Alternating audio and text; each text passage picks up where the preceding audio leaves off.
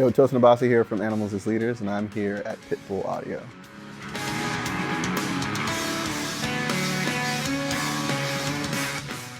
I have a tech, right? So he sets up my gear, but I always, low-key, always double-check my tuning, and I always make sure that I'm on the right, like, preset or whatever, even though that's supposed to already be done. But it's like, I just check.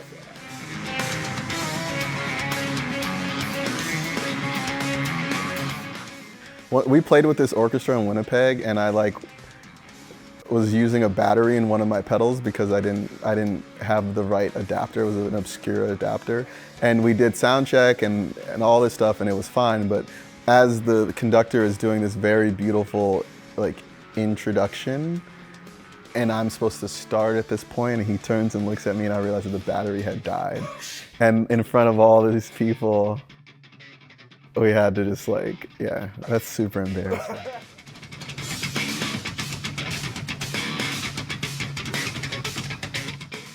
I think anyone I respect musically that I've had the opportunity to meet, it's been a good encounter. I feel like Steve Vai is become someone that meeting him and getting to know him, it transcends the music. There's something about his energy and where he's at as a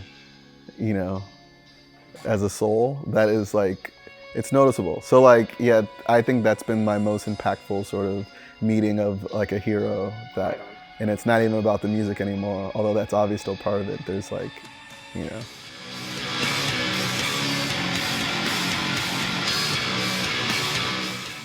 I was pretty anti-car until I moved, because I lived in DC, and it's similar to New York where public transportation is everyone takes it. And I was just cars are dumb. And then I moved to LA and had to get a car. And I had a girlfriend at one point who had a Volkswagen GTI. And I was we drove it to Alaska back. And that's how I learned to drive stick. And I was I really like manual transmission, hot hatches. Yeah. And then so I bought a GTI. The timing belt blew and it destroyed the engine. And then I was I need a new car. And my friend Misha Mansour was you should look at the Porsche Cayman. And I was oh yeah, let me look at that. And it's mid-engine, 6-speed manual. And I was a little bit more horsepower. And then I was this is fun. And then I have this thing where I kind of get into stuff deeply.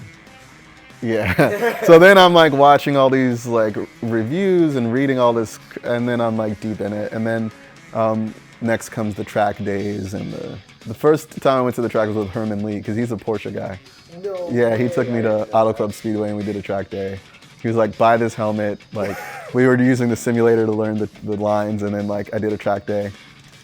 And then, eventually I just wanted another mid-engine car, maybe with more cylinders and more horsepower and still a 6-speed, and you don't have many options. And I've always loved the styling on the R8. And eventually I got one, and it's one of my favorite things that exist.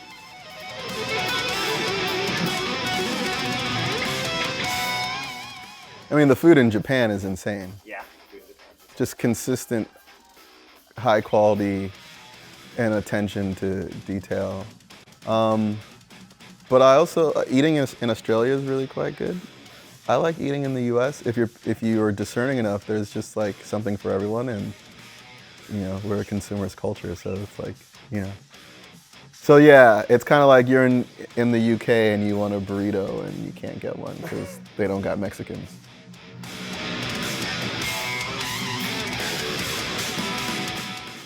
I think any creative domain, there's overlap in, aesthetic approaches or, I find that it doesn't have to be music to be inspiring. I like fashion quite a bit. I like, Damir Doma and Rick Owens and Yohji Yamamoto and but I also like science fiction quite a bit. So Murakami and Arthur C. Clarke and I like bold science fiction. And then, I don't know, I've recently started getting into photography. I'm just kind of there's not particular photographers as much as like images that I'm finding randomly that I find inspiring. So anything that impacts you, like, I feel like it doesn't have to be music, and it can influence the music you do make, because you might be imagining a new world, or you might be imagining, you know, scenarios. I don't know, music is kind of like intertwined into all of these other creative expressions, in my opinion, and so there's like a lot of cross-pollination.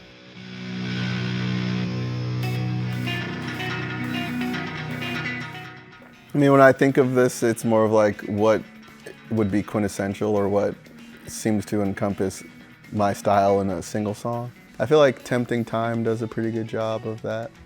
It's got the shreds, and it's got the gents, and it's got some taps.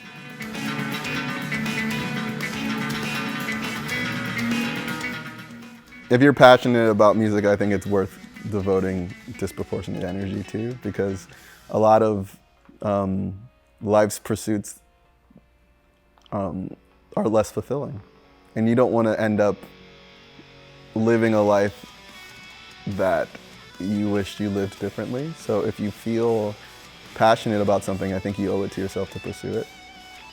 So if you're an aspiring musician, like, hold on to the reasons why you play and cultivate your identity, because your individuality is the one thing that you have control over. Like, you sound the way you sound because you are who you are, and so if you can develop that, you know, you'll have a unique voice, and I think people value that.